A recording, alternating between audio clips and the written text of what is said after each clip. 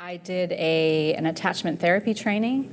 That was about 10 years ago. And then I became a craniosacral therapist. And now I really bring in all those different modalities and work with families in that way, and also work with individual adults. I've always had a fascination between the connection between mom and baby, and what makes that connection, and how can we best support families. The research right now on the neuroscience of attachment and all that we're learning about infant development it's a really burgeoning field, and it's giving us a lot of insight into how that attachment forms, how early that attachment forms, and how important that is. There's evidence-based research that says that there is tons and tons of benefits to skin. Not only does it help to regulate the baby's body temperature, but it helps their physiology, it helps with their digestion. Babies who are worn skin to skin gain weight a lot faster, not to mention all those hormones that get released in the mom and the baby, like oxytocin,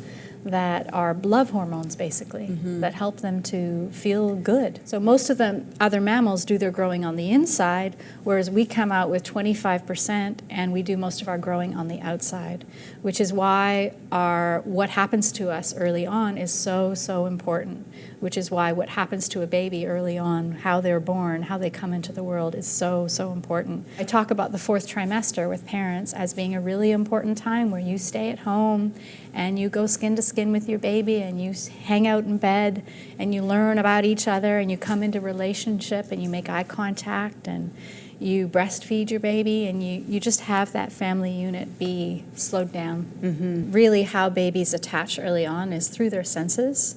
So when a baby first comes out, they make eye contact with their mother, and the mother will touch the baby, and help the baby to feel themselves. Babies have had touch when they're in the womb. As the uterus gets smaller, the baby gets bigger, and they have a lot of touch and containment in there. So when the baby comes out, what they're expecting is to be held and touched and nurtured. They're expecting to be really close to our heart and to be feeling our heartbeat.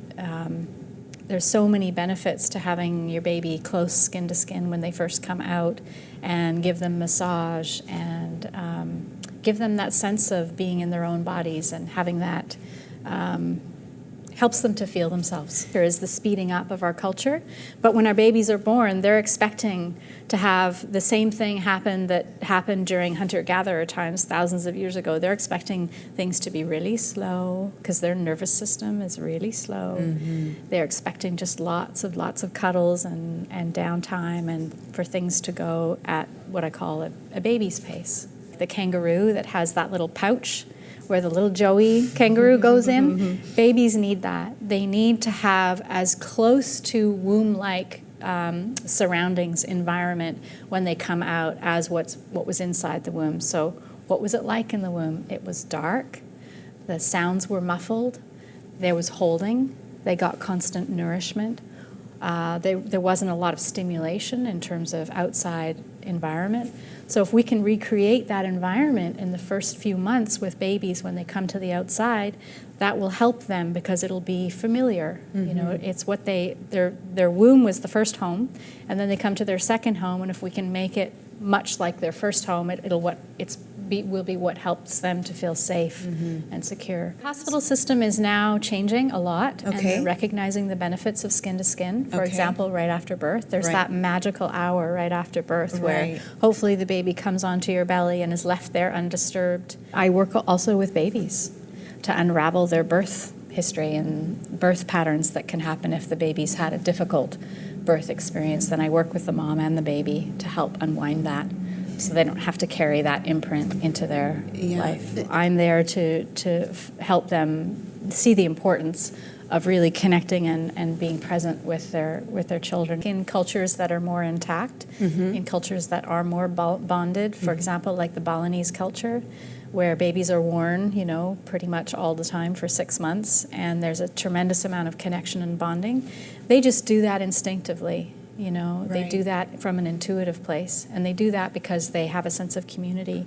And that's really what I want to support in our culture, is to have more of a sense of contact and connection. One thing that I really support with families is to take what I call a family pause, where there is no technology. Right. So put your phone down, put your computer down, and actually take 10 minutes when you come home from work, for example, to all sit down on the living room floor or all flop onto the bed and have a big family pause moment where there's no technology and where there's real presence and connection, and then go and make dinner or do whatever, but there's that need to, when you come together like a family, if you've been apart all day and kids have been at school, to take a moment with each other, to take a pause.